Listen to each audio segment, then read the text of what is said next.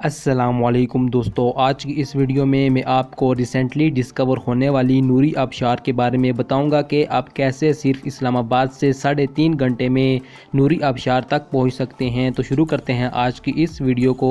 دوستو یہ آبشار تو بہت اولڈ ہے مگر سوشل میڈیا پر اب وائرل ہوئی ہے، تو اگر آپ کے پاس اپنی کار یا بائک ہے تو آپ سب سے پہلے اسلام آباد دامنے کو والے روڈ پر جائیں گے۔ آگے جانے کے بعد تقریباً 2.25 گھنٹے کے بعد آپ کوہالہ بازار میں پہنچ جائیں گے۔ اس کے بعد آپ کو کوہالہ بازار سے جبری بازار میں جانا ہے، جو کہ تقریباً آدھے گھنٹے کا راستہ ہے۔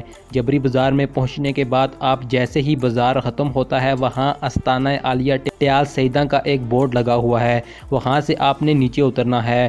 وہ روڈ سیدھا ٹیال سیداں کو جاتا ہے۔ اس روڈ پر آپ نے ٹیال سیداں جانا ہے۔